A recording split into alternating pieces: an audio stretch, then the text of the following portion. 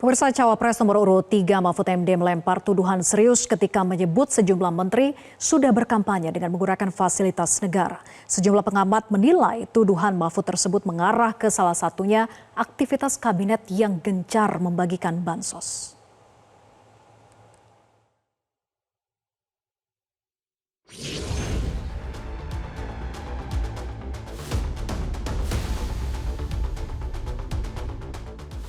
Memasuki masa kampanye akbar, suasana politik semakin hangat. Bahkan di internal kabinet Presiden Joko Widodo pun sudah ikut-ikutan menghangat. Cawapres nomor urut 3 Mahfud MD mengaku siap mundur dari menteri jika kondisinya sudah tepat. Mahfud mengatakan kondisi saat ini tidak berimbang. Mahfud tidak bilang apa makna tidak berimbang yang dia sampaikan. Tetapi jika melihat situasi di kabinet Jokowi hari ini, maka ada menteri yang sudah capres pun tidak minta izin mundur dari kabinet. Semua pejabat yang kenal saya yang selama ini baik-baik saja, kalau saya datang ke daerahnya Anda usah ikut menjemput agar tidak berbahaya bagi Anda, bagi karir Anda. Itu yang saya katakan. Kemudian itu ternyata situasinya tidak berimbang.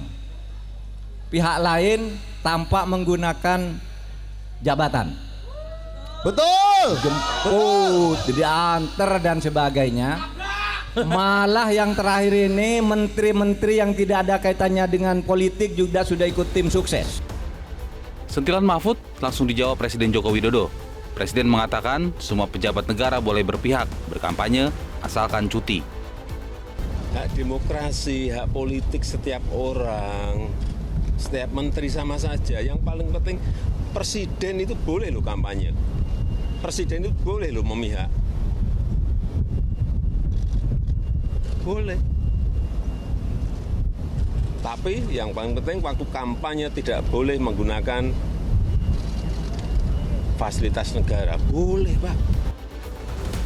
Pengamat politik Ikrar Nusa Bakti mengatakan bagaimana membedakan presiden dan menteri yang sedang bekerja atau kampanye.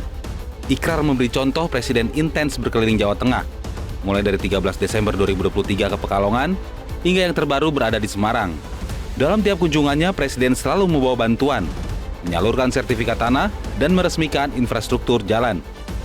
Kata saya, itu hanya untuk membeli suara rakyat ya, melalui kelompok-kelompok tani, melalui kepala-kepala desa, atau juga melalui bantuan-bantuan sosial yang selama ini tidak lagi ditangani oleh Menteri Sosial, melainkan oleh menteri-menteri yang jelas-jelas berada di koalisi Indonesia Maju ya. Saya beri contoh mesti seperti Menteri Perdagangan dan kemudian juga Menteri Perekonomian Nasional itu sendiri ya, yang lebih banyak menyuarakan kepentingan dari Prabowo Gibran ketimbang kepentingan masyarakat banyak begitu.